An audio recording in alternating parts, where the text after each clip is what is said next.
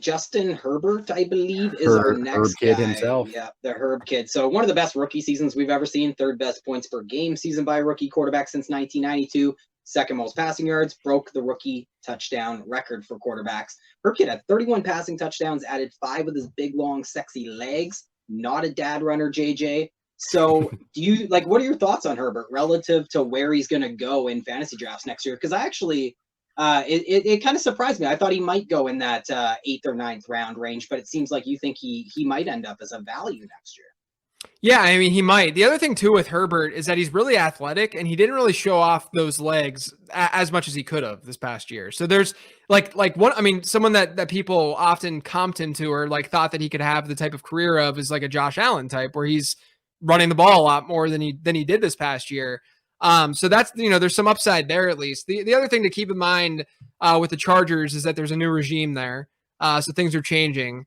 And Joe Lombardi is their offensive coordinator now. He spent 2 years in Detroit. That was the last time he was offensive coordinator. Then he was quarterbacks coach in New Orleans. But when he was in Detroit, the Lions were 1st and 7th in overall pass rate, and then they were 16th and 2nd in neutral script. So they were a fairly pass-heavy team when he was leading the Lions. Now, personnel matters and drives that too. But if you look at the personnel for the Chargers, you should and could easily say that they should be a pass-heavy team. So I'm excited about the change because obviously they were really conservative this year. And I do think that Herbert can bring a little bit extra with his legs and his rushing ability. So as a result of that, I do think he has a crazy, crazy high ceiling. And if his ADP does fall, he would be a really good late-round quarterback option, I think.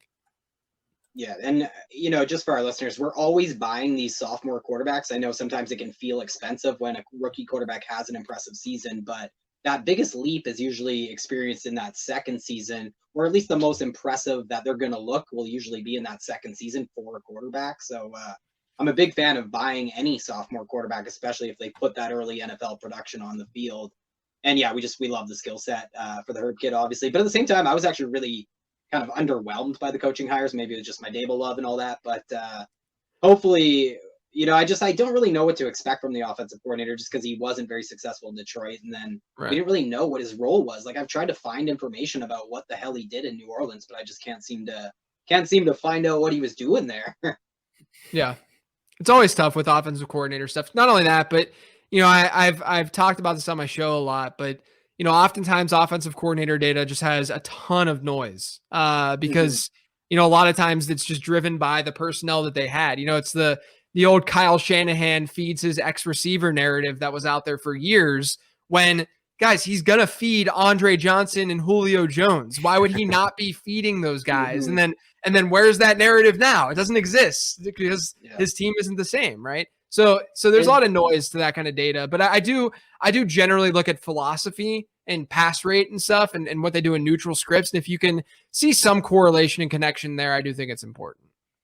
Yeah, especially that neutral game passing game pass to rush ratio. I totally agree. That's one of the biggest ones you're looking at. And just touch on that really quick. Like I've whined about coaches so much in this segment, I should probably offer my thoughts that it's really similar to the conversation you just had there where, I mentioned that a lot of these teams want to run that outside scheme, and so a lot of these coaches that are getting hired or not getting hired are not getting hired because, you're not going to hire an Eric Bieniemy to come in and run an outside zone scheme like Kyle Shanahan runs. You just wouldn't do that because he'd be an inexperienced outside zone run scheme mind. So I want to throw that out there.